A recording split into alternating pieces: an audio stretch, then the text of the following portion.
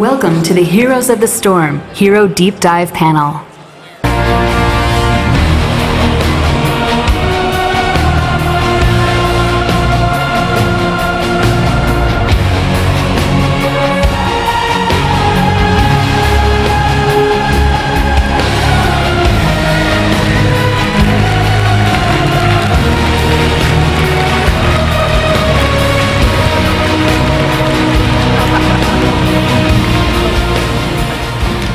Good afternoon, Blizzcon! Woo!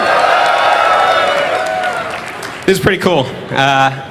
Who saw the opening ceremony and is excited to hear more about Lunara, Greymane, and Cho'Gall? Well, we're really happy that we have this opportunity to share this information with you. My name is Hugh Shelton. I'm the lead hero designer. I'm joined by Phil Gonzalez, lead character artist, and Ken Eric Hagman, senior game designer. So before we take a look at the new heroes, let's look back at who we've released over this past year. As you can see, we've been pretty busy, and we're not slowing down. Right now, back at the office, we have over 10 different heroes that are at all various stages of development. I can't say. So you might be wondering how we go about choosing which characters to add into the game, and so we're going to talk about some of the things that we take into consideration each time. First off, you've seen us adding heroes from World of Warcraft, from Diablo, from StarCraft, and from Warcraft in general, as well as from Blizzard Classic games. And we're also really happy to be adding Overwatch heroes in the mix, coming up pretty soon. And we're always looking at role diversity, and we have a lot of data to dig into on live. And so we know that heroes like Nova and Kael'thas are being played a lot. And these ranged assassins are showing up in a lot of the teams that you're playing against. So by adding more ranged assassins, we hope to really increase the variety of the types of team compositions that you're playing against. And silhouette. Silhouette is the outline of the character, and it is what helps characters stand out from all the other ones. Heroes like Lunara, Cho'Gall, and Greymane all have very distinct silhouettes, and so we know that they're going to stand out from the rest of our roster. And then also, sometimes we're looking to bend the rules of the genre, and we need characters that can fit with mechanics that are pretty unusual. A character that rarely leaves the base, or another character that requires two heroes to play. They require somebody special. And so we have a list back at the office. Oh, you're teasing them, Hugh. And I didn't just announce all of these heroes. But they are heroes that are on this big, massive list. It's nearly 200 characters long. And this is a sampling of who those characters are. This started off with the hero designers and the artists who work directly on hero development. We then added to it by asking our entire Heroes of the Storm development team who they would like to see added into the game. And we looked at what you wanted us to add into the game by looking at posts on Reddit, by looking at websites that are dedicated to upvoting the heroes that you're excited about.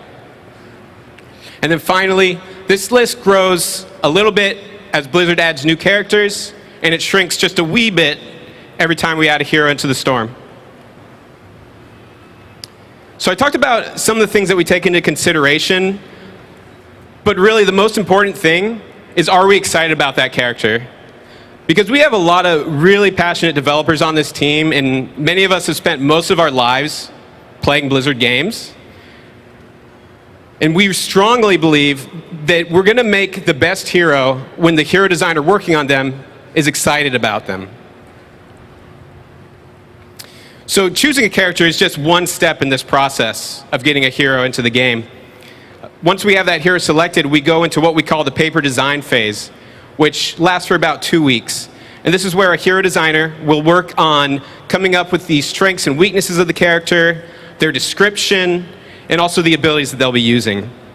And during this time, there's a lot of back and forth with the rest of the heroes development team, the design team particularly, to try to nail down what that kit is.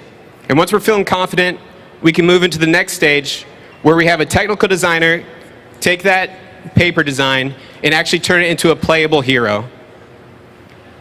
Once they're a playable hero, we can move into the next stage, where we have AI playtests. This is just to test the hero against AI opponents, to look for things like kit synergy problems, to look for any obvious bugs, and it also gives us an opportunity to balance the character a bit before we move into the next stage, which is where we have design playtests. These design playtests last for 8 weeks for each hero, and we do them every single morning, 5 days a week, 2 hours a day. And they include the hero designers, the map designers, and the balance designers. And on top of those 8 weeks, we also have 4 weeks where the entire Heroes of the Storm development team can play this new hero and send in their feedback.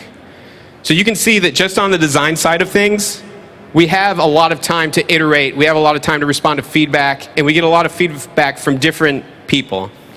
But at the end of this time, we feel pretty confident with the hero, and I'm going to hand things over to Phil so that he can talk a little bit about the Art Vision Sync, and he's also going to introduce you to Lunara.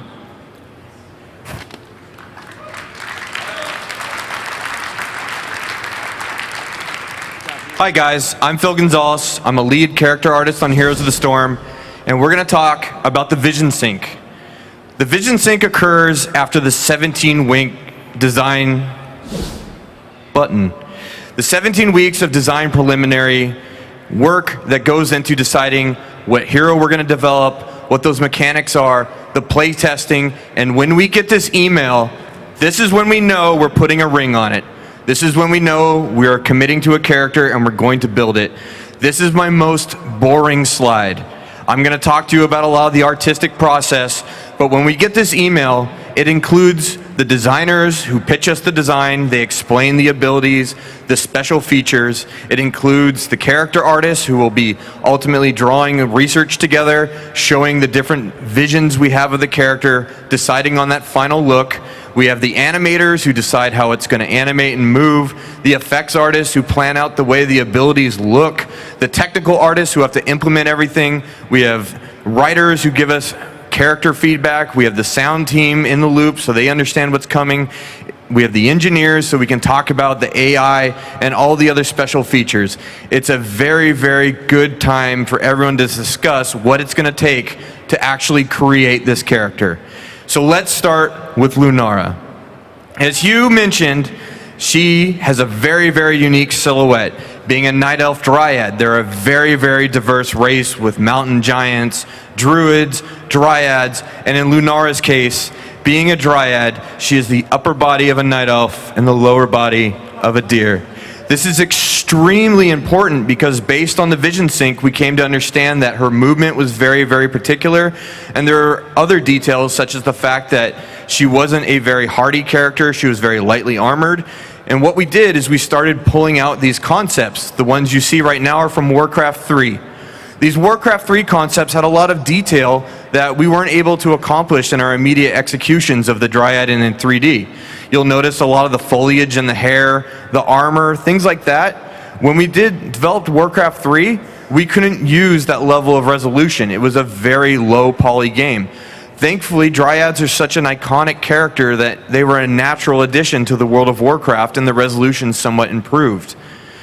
Diving into Lunara, we gravitated back towards some of those classic designs, the light armor, a lot more integration of her nature-related aesthetics, like the vines crawling down her arms, the foliage in her hair. It was really, really cool to integrate that because Night Elves are one with nature. It's a very important detail. And details make a huge difference with these characters. This is something we crank up to 10, 11, with the master skins. We add bigger horns, more foliage, the armor gets more intricate. It's a lot of fun to express these characters to a greater degree with the master skins. I'm going to give you a look at the 3D models that we ended up going with, and then I'm going to turn it back over to Hugh to talk about the hero design. So here's the base model. You can see a lot of those details I was referring to. And when we switch to the master skin, you're going to see her pop and just amp up. She's even better. It's really fun bringing these to the table, and it's something we're going to do with all the heroes in this panel.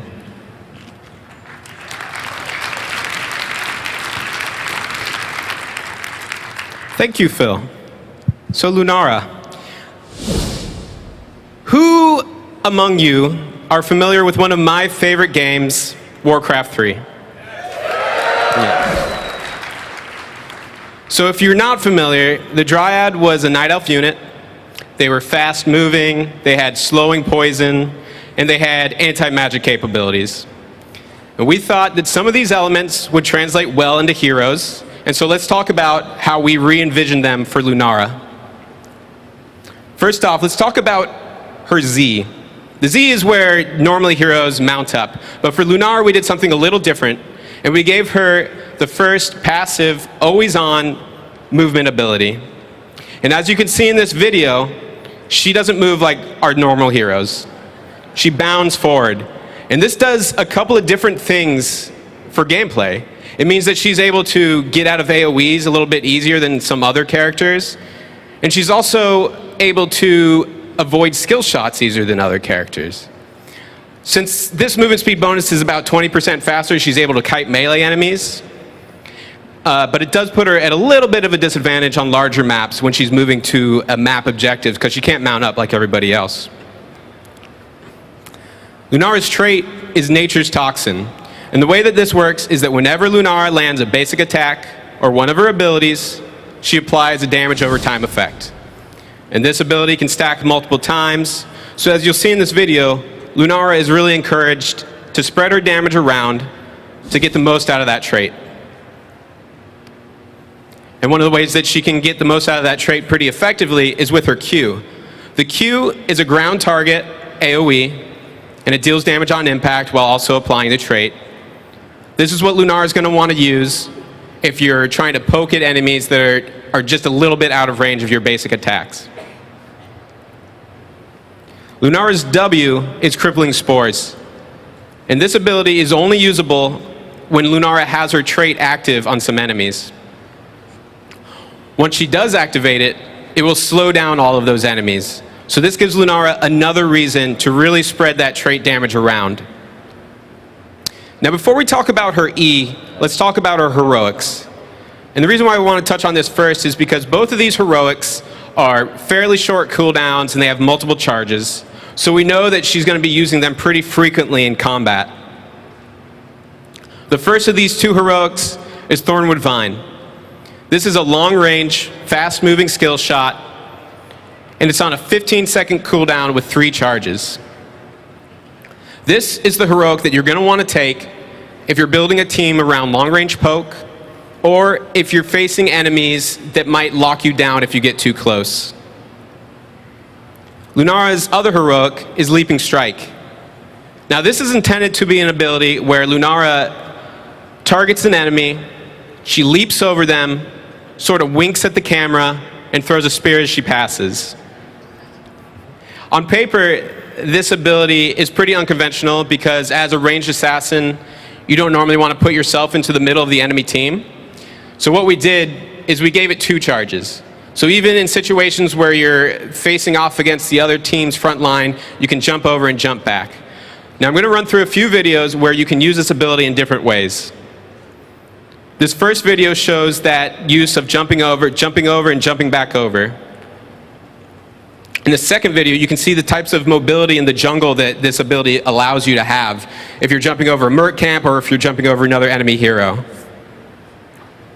And this final video shows how much mobility you can really get out of this.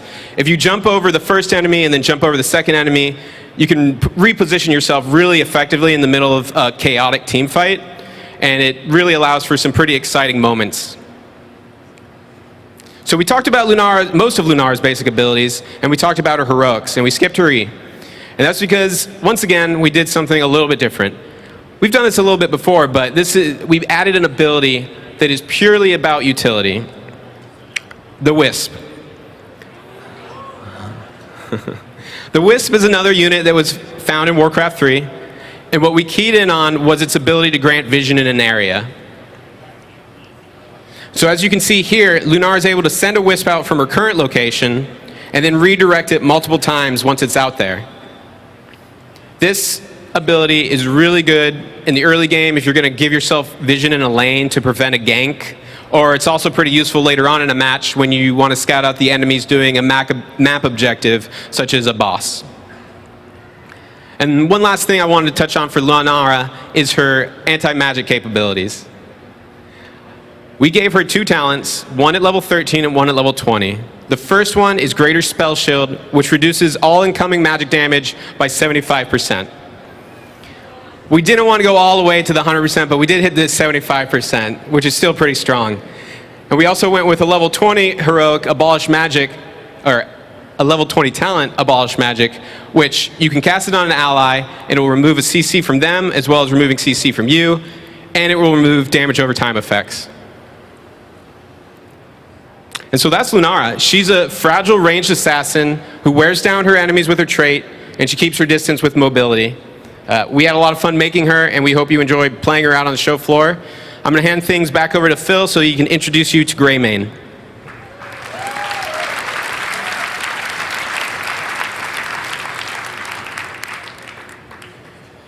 So King Gen Greymane. After 17 weeks of the same preliminary process, we had a vision sync about Greymane. And the most interesting challenge was the fact that we were dealing with a shapeshifter. These are very, very unique characters, and there's many in the WoW universe. For example, there's the Druids. And something that we keyed in on was that Druids, for example, their costumes are very indicative of the characters they transform into. Druids of the Claws can transform into bears, and when they're in Night Elf form, they're wearing bear fur. Greymane has a very unique situation. Not being a traditional druid, he's a faction leader of the realm of Gunneus. And that's a realm that's very, very wet. It's coastal, they wear a lot of trench coats, but we immediately recognize that the biggest challenge for this character would be indicating that when he's in human form, this is the same character we're seeing when he's transformed into a monstrous worgen, just completely wrecking face. The costume elements are extremely effective in terms of creating an identifiable visual thing that you can look at on one form and correlate it to the other. This even extends to finer details like the facial scars and even the facial hair.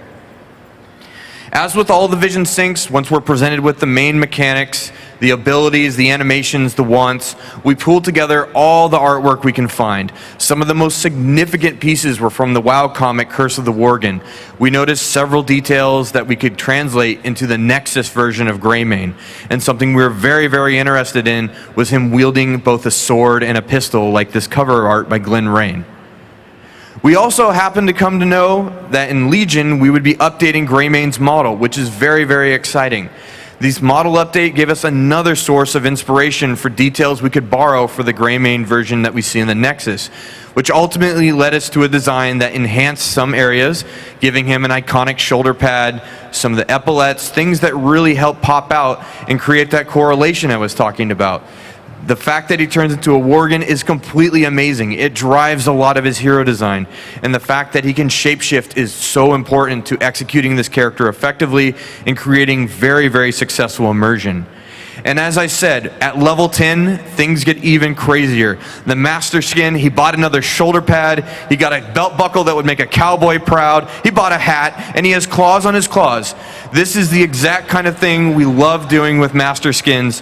Let's have a look at the final artwork for the model. This is the base skin of the human form and the worgen. And let's crank it up to the Master Skin. I'm going to turn it back over to Kent Eric, and he's going to talk to you about the hero design.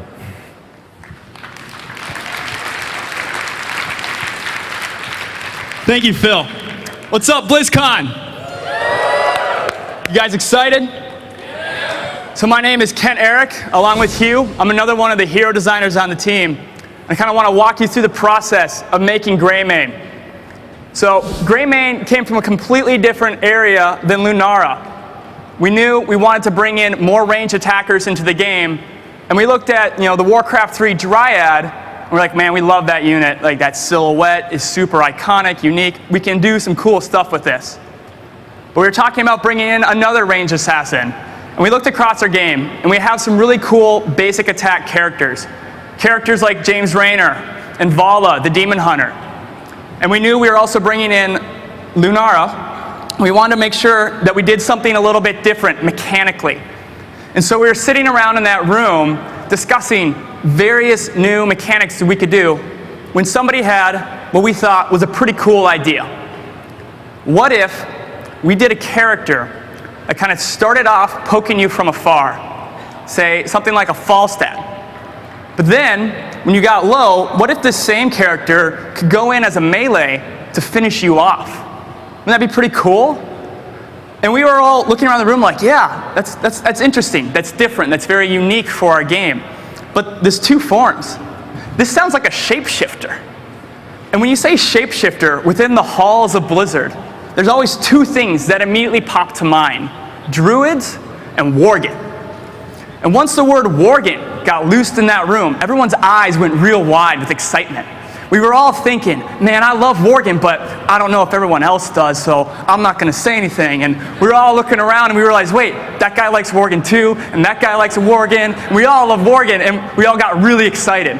Because once you start talking about worgen, well, we got to talk about their leader, King Gen Greymane. Look at him, oh, his majesty. This is a guy that, if you've played Cataclysm and have rolled a worgen character, you've seen his story. The story of a king who's trying to help his people, but ultimately fails, pretty epically too, and is now out for honor and glory to redeem his people. And our hearts really ran away with the character right away before we even started. But we knew we had to check in with the art team, and so we walked out of that room and immediately walked down the hall to the art pit, and we asked those guys, hey, well, could we do Greymane? And as you may have gleaned from Phil's talk, they were pretty excited to do this character. So we immediately set to work on the paper design, starting with that long process Hugh outlined. And when starting on the design for Greymane, we started with that initial concept we started, and we developed it into a tagline. That is a short phrase that kind of describes the character and is going to drive their design. For Greymane, this tagline was pretty simply what I kind of told you earlier. The ranged assassin who wears you down from afar before going into melee form and ripping your throat out as a worgen. We really wanted every aspect of his design, every ability to just ooze with this two sides of one coin characteristic. We wanted shape-shifting to be this epic moment that was like, lets you know Greymane is in for the kill. And so we started with asking that question of, how does Greymane shapeshift? Is it just like a button you press, like the D key, and you just press it and you're a human, and you're a worgen, and you're a human, you're a worgen, and you're just flipping forms all the time? Or is there something else we could do? Could we tie it to one of the abilities? And once we opened ourselves to that idea, we really kind of blew open the design. And I want to start with that, his E ability. It's really two abilities, Dark Flight and Disengage. Now as a human, the ability is Dark Flight. It allows human Greymane to leap towards his enemy, becoming a worgen mid-flight and tearing at them with his claws. As a worgen, however, the ability changes and becomes Disengage. This ability allows Greymane to tumble away, popping up in a human form, pistol ablazing, ready to continue combat from afar. We've got a short little video here showing you in action against poor Leoric, who's just standing there doing nothing wrong, where Greymane leaps in as a worgen, and now he's going to be able to roll away to pop back up as a human, ready to go again. What we love about this is that the ability really directs the player how each form is supposed to be used. Worgen form is all about being in melee range. You do significantly more damage with your basic attacks as a worgen than you do as a human, and you want to be up close. But human form is all about wearing your opponent down from afar with your pistol, and Disengage gives you that space. Next, I want to talk to you about his Q ability. This is another button that flips based on which form you're in. As a human, this ability is Gilnean Cocktail. Now, being the king of Gilneas, Greymane has fantastic access to this vast library of weapons. And here, he's pulled out these various cocktails ready to hurl at his opponents. This glass is filled with all kinds of chemicals, and you'll watch Greymane hurl it at his opponent, and it actually does very little damage to the first target it hits. But it's the enemies behind the opponent that really feel the real brunt of this spell. As you watch these Lost Vikings caught behind Kerrigan, they take triple the damage that she does from the explosive blast of this ability. But while that may be a great ability for human Greymane to wear down his opponents, worgen Greymane wants something else altogether.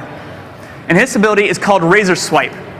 This ability is on a very low cooldown, allowing him to use it frequently. and it's all about mobility. It allows Greymane to stick to his opponents, as you'll see in this video.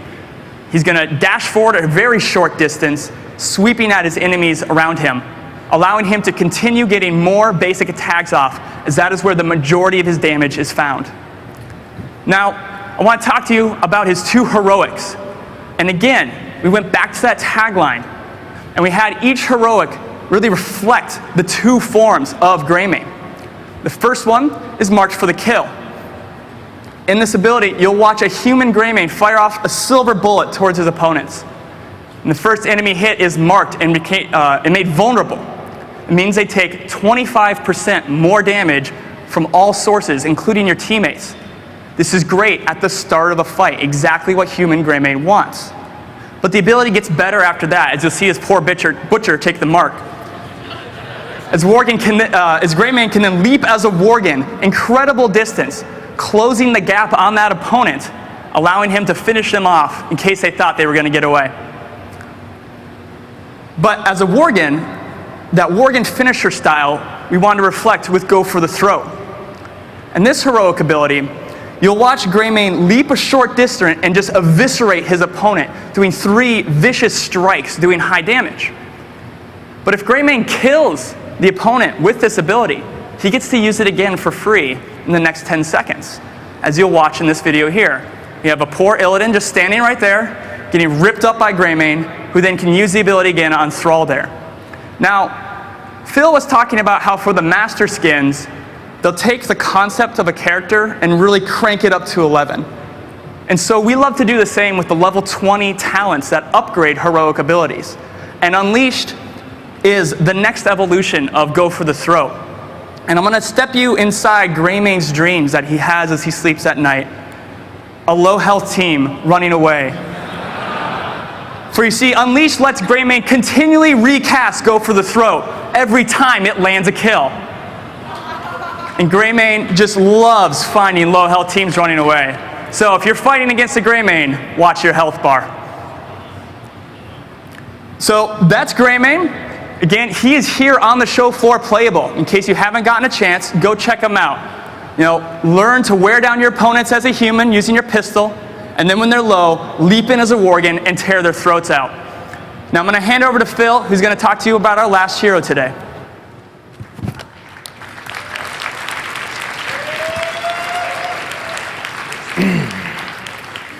You guys saw this, right?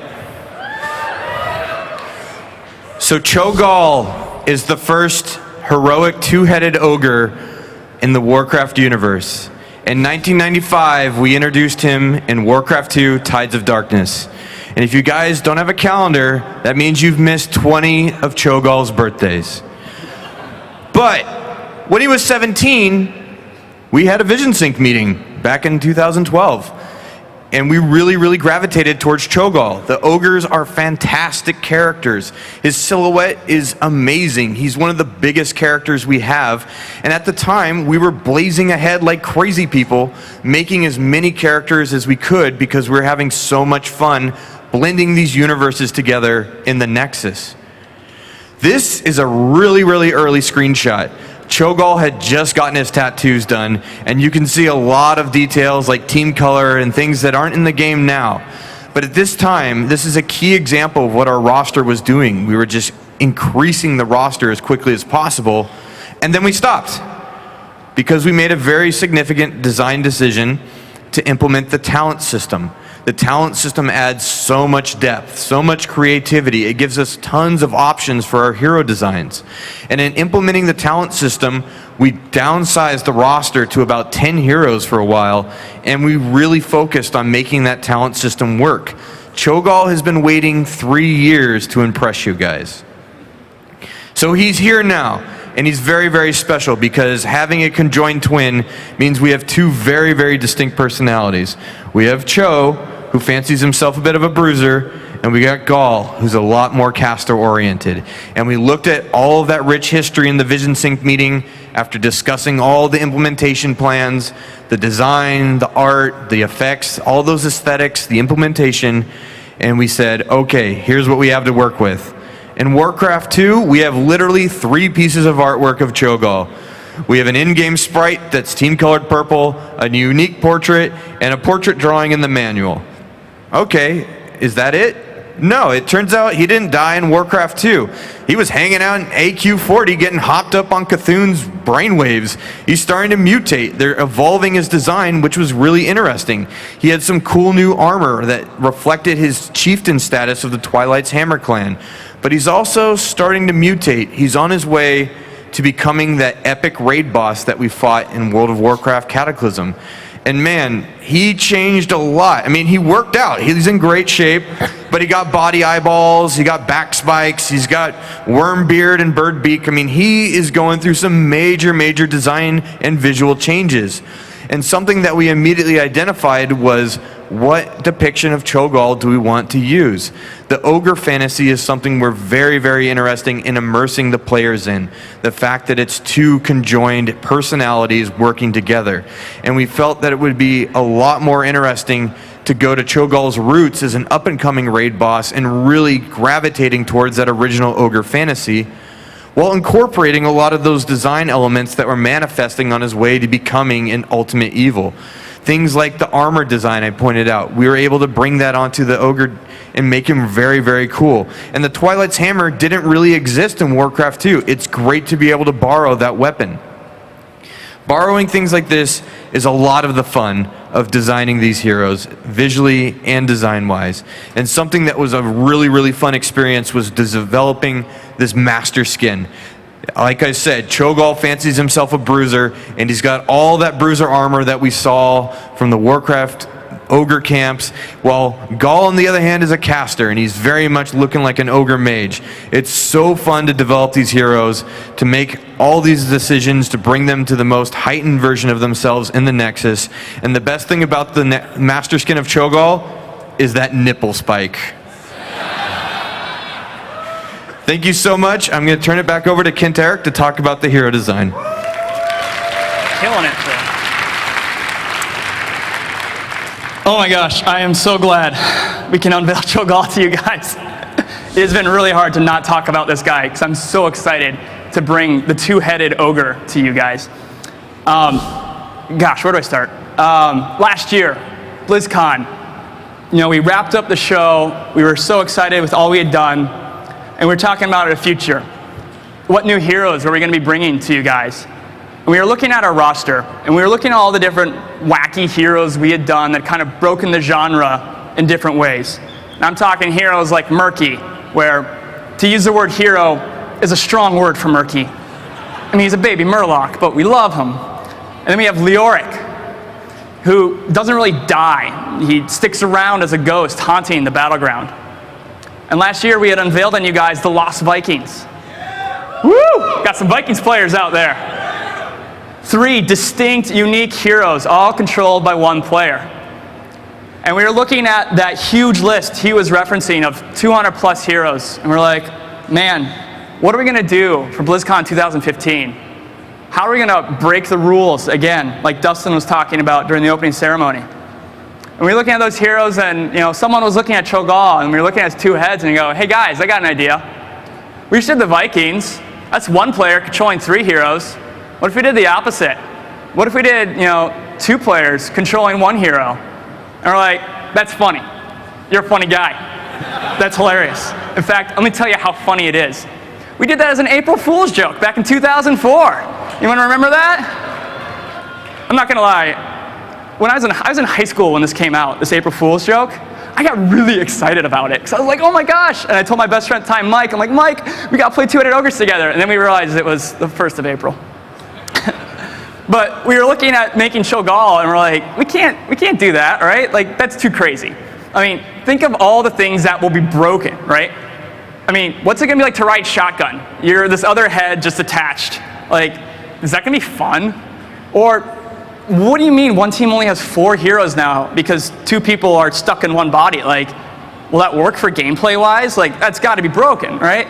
Or how do you even pick the hero? Like, in quick match? Or how do you draft him? Like, oh, my head hurts. I need a second head.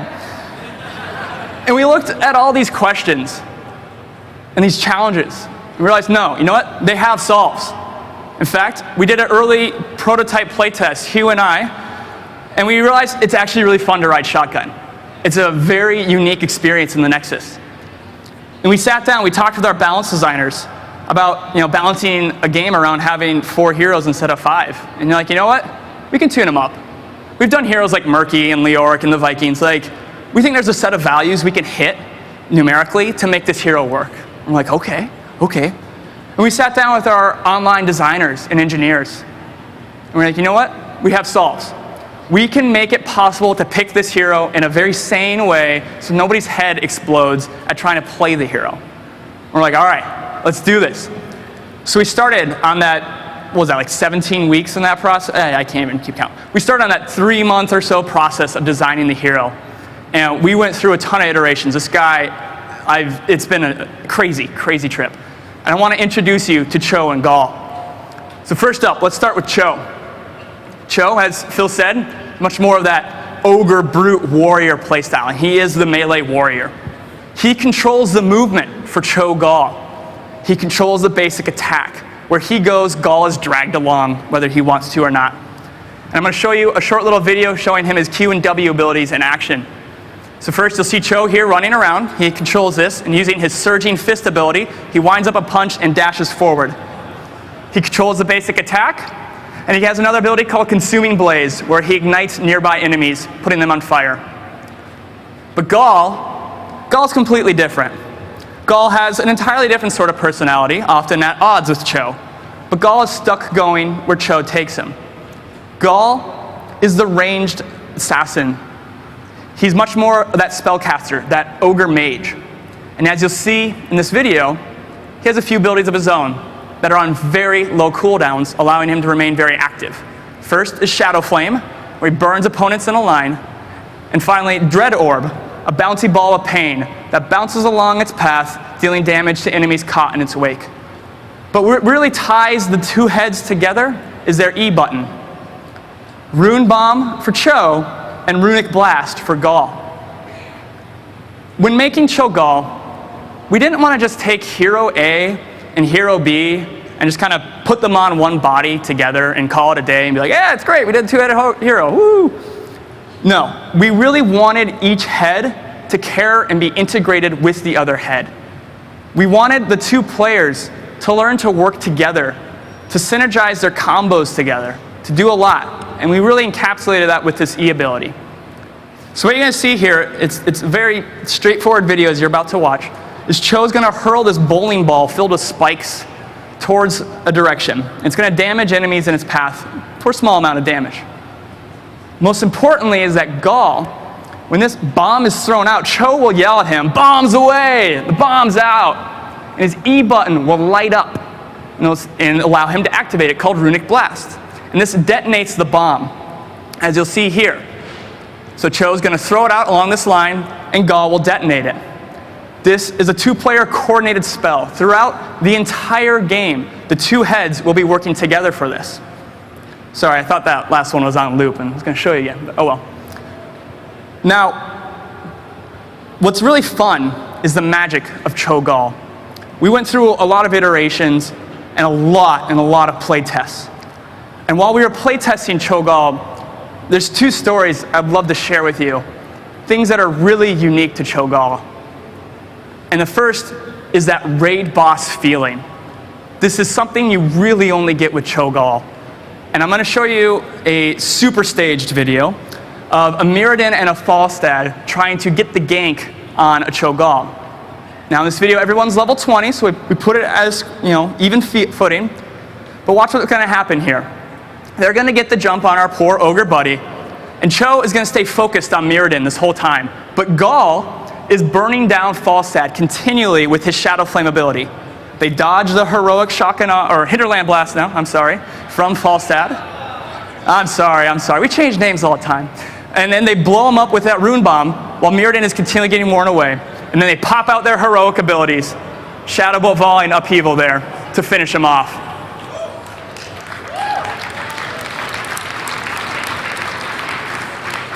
And let me tell you, when the 2 of you guys take down 2 or 3 opponents, it's a real high five moment. You're like, yeah, we're the raid boss. Come at us.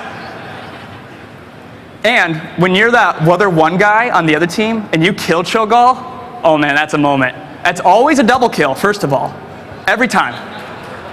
But you also realize you've taken out 2/5 of the enemy team in one blow. Like, he really shapes the fights around him, and it's something super unique to Cho'Gall. Now, the other story for you is a little bit of a heartbreaker.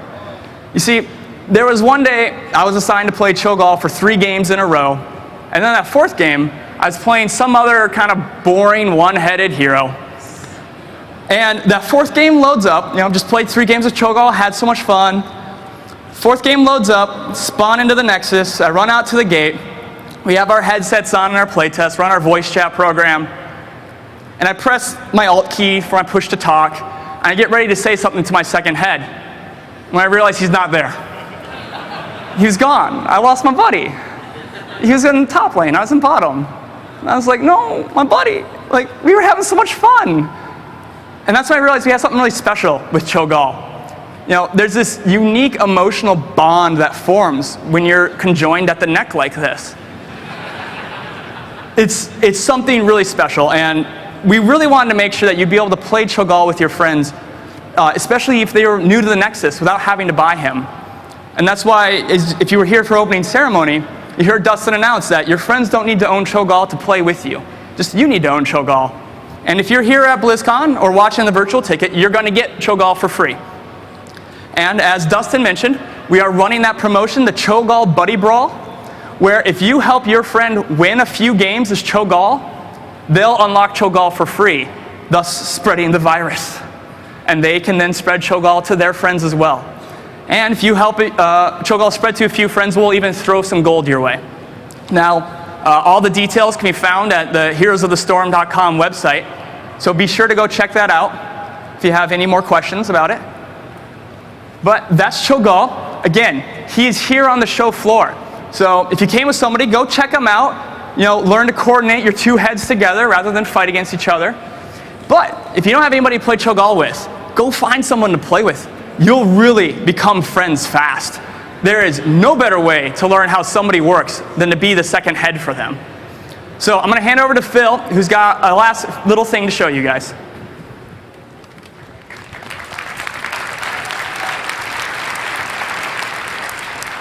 So before we open it up to QA, we're going to go over a couple things. In reference to Cho'Gall, the key to any relationship is communication. And even though ogres bicker a lot, they did figure out how to mount up in the Nexus. In case you're wondering, Cho'Gall is moving at mounted speed. He's doing it right. You got this, guys. If you want to ride a horse normally, you can, but this is a little bit more fun, and we love getting opportunities to do this. And did you hear about this? This is so exciting for us. We told you guys for a long time that we're very, very excited about the Overwatch universe being brought into the Nexus, that we were waiting to understand what the Overwatch universe was, what those experiences would be, and it was simply, when it comes out, we are ready. And the Overwatch team said, knock it off, Tracer is ready. And we are in the process of getting her into the Nexus. These are some very, very early pose tests. We don't have much to talk about it right now. We can't really answer any questions during the QA. But thank you guys so very, very much for listening to us, letting us share the development process with you, and being such an outspoken community and helping make this game better and better every time. There's a microphone over here. Please line up. We have 15 minutes for questions. Thank you again.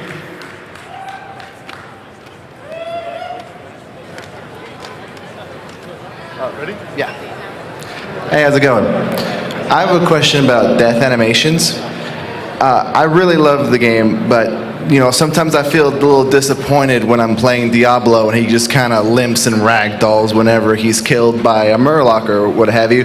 And same thing with any of the zealots or Tastadars and what have you, they don't erupt in that blue flame that's so satisfying in StarCraft 2.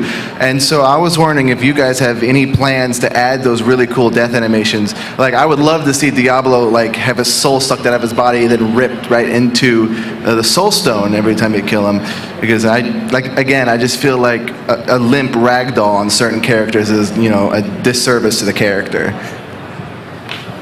That's great feedback. I'm going to tell Rick, our lead technical artist, he recently got smashed by a log, but as soon as he's better, we can work on this. I love that idea. Those are great ideas. I love the Soul Stone. Thank you for that feedback.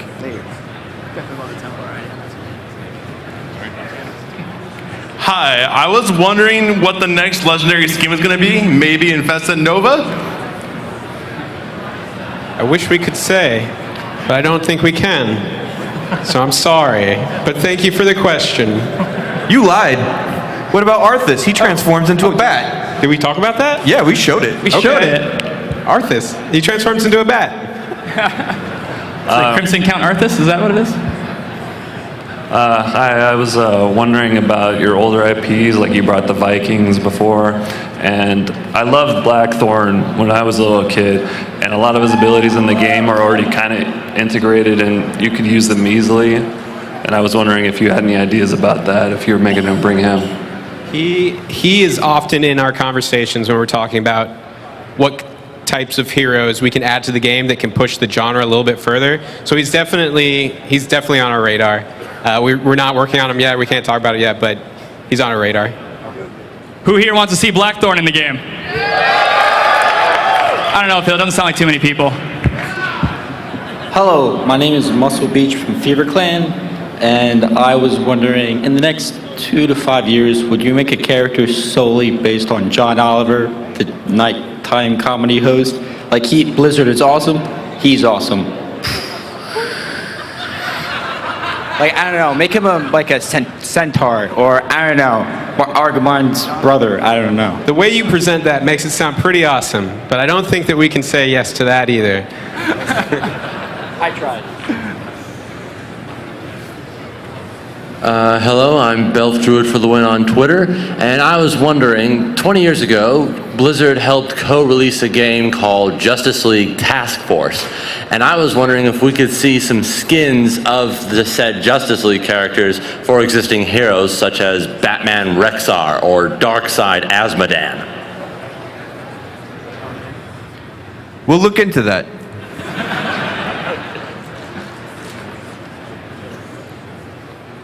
Hey, first off, thank you for making Heroes of the Storm. It's amazing. I am Mr. J. Pickles, and I have a question about Cho'Gall, and how is he going to be in the competitive scene? Be it like bans, picks, because you pick one, then they pick two, you pick two.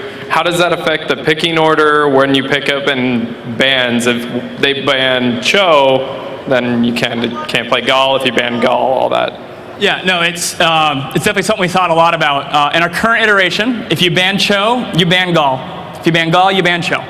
You can't first pick them, you can't last pick them. You have to pair pick them. For, I believe, Hero League, both of you have to have the heads, each of the two heads selected, and if one person hits ready, you're both locked in.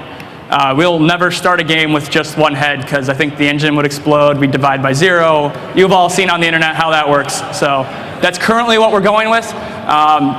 Always open to feedback from you guys in the community, how this sounds, especially after we implement it. Like, does that make sense? Can we clean it up some more? You know, we're always listening to feedback on this kind of stuff. Just make sure you don't make it. Just make sure you don't make it like the Lost Vikings when you select random hero. You can't auto-select it into him. Yeah. But yeah, we'll keep an eye on it. Thank you. Thank you.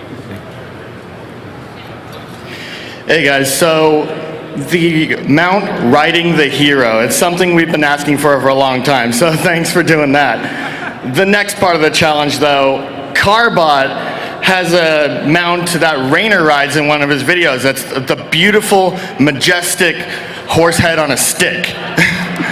When can we get that? I'll put the task in Monday. Do it, Phil. Do it. Hi guys, first of all, thank you so much for the amazing game. Love it. I'm a big Specialist fan, personally. I want to know where you guys draw the line between what in traditional MOBAs are, say, a jungler, someone could take camps, someone who could siege very well. I'm a huge Rexar fan, started back in Warcraft 3. He turned out to me being a specialist jungler. I'm wondering where you guys say he's a warrior versus he's a jungler versus he's a straight tank. Where do you guys draw the line as far as being a warrior like Johanna or a specialist like I see Rexar?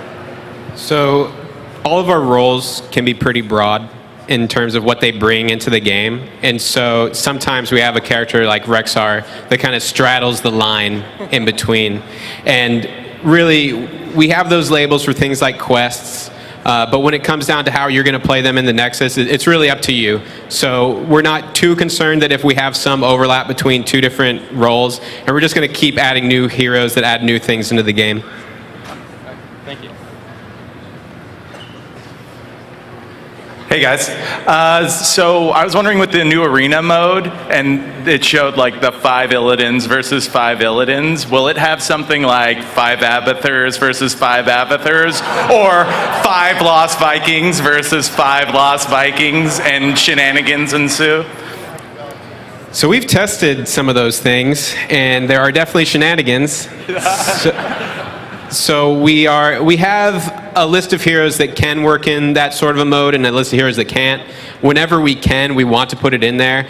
If it's we found some cases where we have 5 warriors versus 5 warriors and then the game lasts forever. Okay. And so we'll avoid those. So we'll kind of choose it on a special case, both for gameplay reasons and just for technical reasons. Okay, thank you. Hi, Jeff Archfiend here, and just wondering, for Cho Gal, who picks the talents and the heroic? Is it Cho or Gal, or is it a debate between the two of them? So Cho is his own hero with his own talent tree and his own 2 heroics. Gal, likewise, is his own hero with his own talent tree and his own 2 heroics. Have fun. Oh, Jesus Christ. Hi, so I just want to start off by saying that I love specialists. Like, they're all unique, they're all game-breaking-ish. Why haven't there been any new specialists since Sylvanas, I believe? It's a good question. As you saw with the presentation, there's a ton of things that we're taking into consideration every time we make a hero. And so sometimes we go on stretches where we don't add a certain role into the game. It's not to say we won't in the near future or in the future, but it all just depends on how everything shakes out. But there will be more specialists, and we'll make you happy. Sorry. I think we actually had Cho Gal for a specialist for a while. I mean, yeah. Yeah, my question is, are we going to be ever seeing like, any gender bender skins, like female Illidan or male Jaina? We've actually talked about that on the development side quite a bit. There's some implementation stuff that's a bit tricky, and we have to develop the code to do that stuff. So it's just a matter of time and resources, but it's something we've already discussed. We have some examples of those that we have done. It's just a matter of getting an allocation of resources so we can push through and make it happen. I think we would all have a lot of fun seeing that, and it's a great suggestion. Hi, so this is Blackenfer for Heroes Point fansite. First, thank you for all the work on this. And I have a question regarding gnomes. Because we have Falstad, which is always mounted, and the sprite is a little bit smaller than Muradin. And I was wondering about Mechatork and gnomes in general. Do you have any plans? I think we all like gnomes. We all like gnomes. Who here wants gnomes? Better let us know which one then. You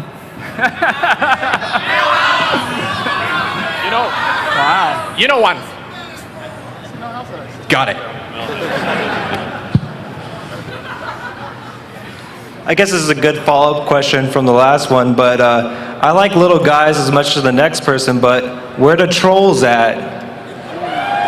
That's a very, very good question. We have a couple that I'm itching to get in.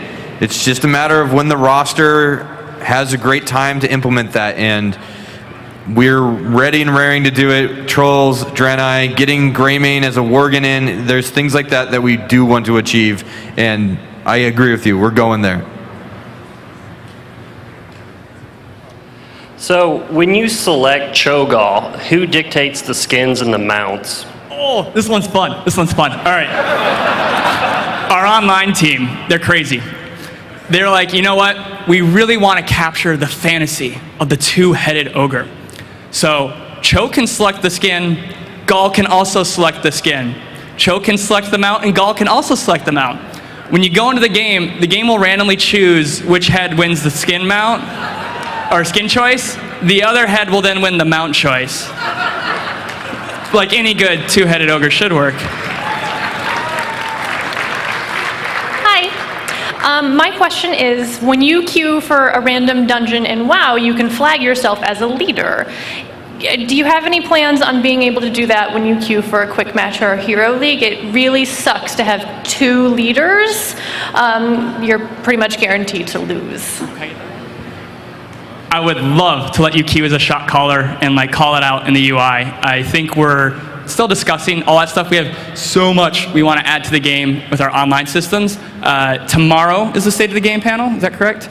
And they will be talking about stuff like this.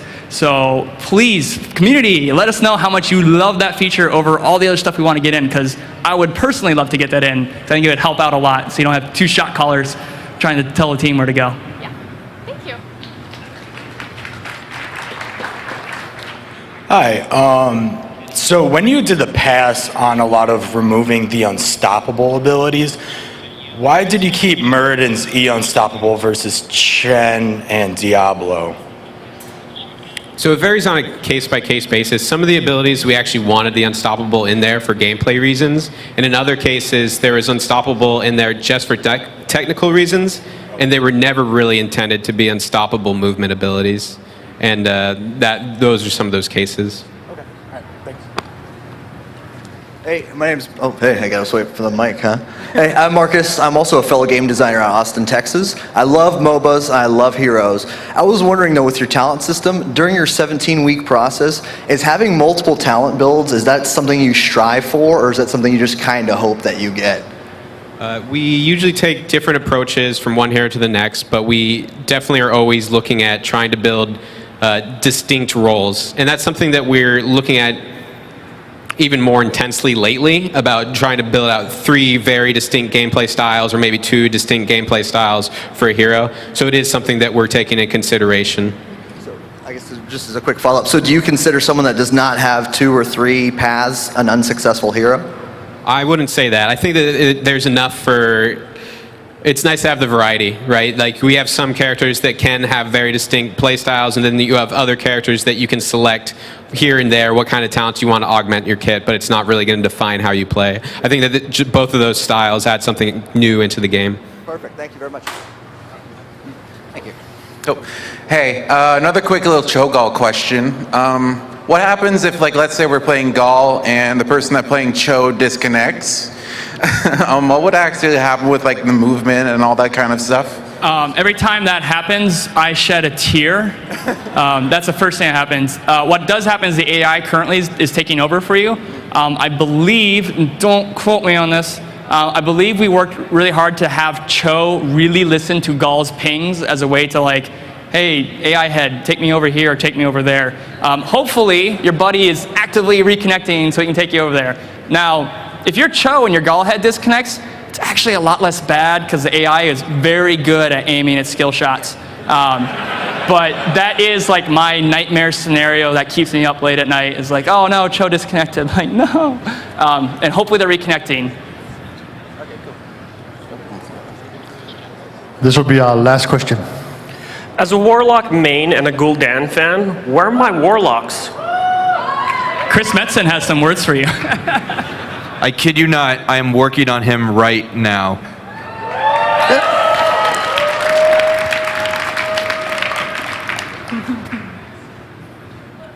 That's it. Thank you so much, guys. Thank you, everybody.